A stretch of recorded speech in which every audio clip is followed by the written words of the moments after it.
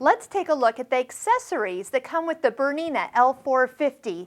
Now, there are two places accessories are going to be kept. Number one, there's a small box that we're going to go through first, but take off the little thread catcher, set that aside, and then open up the front door. Notice I slid to the right and then pulled down. And here are all the accessories that you need on a regular basis. That's one reason I love this serger, is because I'm always reaching for these items. And they each have a place that they go back to. And funny thing is, if they have a place to go back to, I tend to put them back. And then they're always there when I want it, including a needle threader. And only because I love this part right here. See that? It's a little piece of foam. So when I take out a needle and I'm only using one of the two needles, I'll stick my spare needle right there. So love that little place. You'll see me putting things in and out of there as we do our tutorial videos. Okay, so what comes in here? So what we have here are a couple things that look like discs. So what are these for? Yeah, you're probably not going to use these a lot, but there are times where you can use thread that is just on a simple thread spool like you put on your sewing machine. So these would go on top of it, help hold the spool in place. And also, since this spool itself has an end cap, this will help it make sure the thread comes over that edge without any trouble, especially as you get a little lower on that cone as it gets used up. So that holds that in place.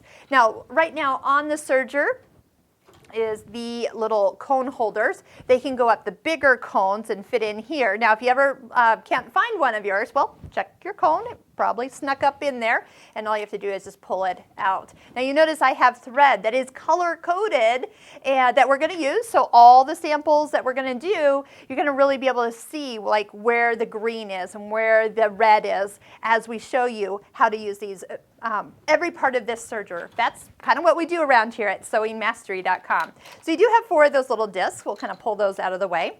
Next is the seam guide. That's going to fit in here and allow you to actually make the same distant cut all the way across your fabric. So I'll show you how that actually attaches, and then it is completely adjustable as you move it. It'll be attached to the serger, there we go, and then you can set so you only cut off like a 1/2 inch or only cut off a 1/4 inch, or if you don't want to cut any fabric off at all, just slide it over so it is running nice and even with your knife, and then you are guaranteed not to cut any of your fabric.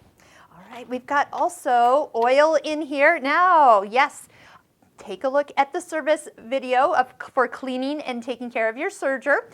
This is important that as you notice that sergers get really dusty, that you clean it out and then re-oil it. So we'll show you where you actually do that part of it. These little kind of thread nets, honestly, I tend to not need these that much these days, but for any reason you've got a spool where the thread is just kind of puddling down, it's like falling off the spool and landing down here, you can actually slide one of these nets over the spool and make it so it doesn't fall and get tangled up. So like I said, I don't remember the last time I needed one of these, but they do include them with the serger to this day.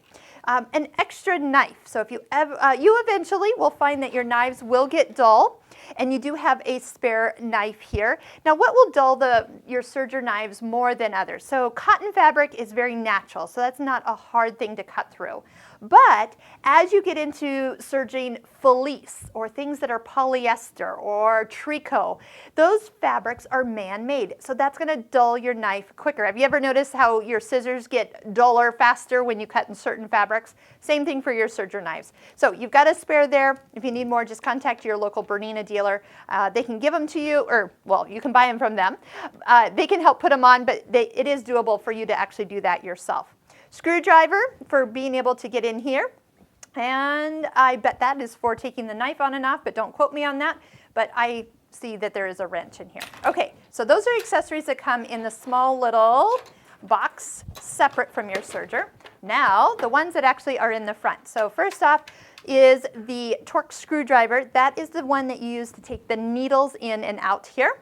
And next is a brush we talked about. You'll need to be cleaning this out as much as possible. One thing about cleaning, just a note, is don't use canned air. The brush is there because we need to brush it out, not push more in it. So use your brush or one of those little miniature vacuum attachments that attach to your vacuum that will suck it out. Again, we don't want to blow anything into the serger.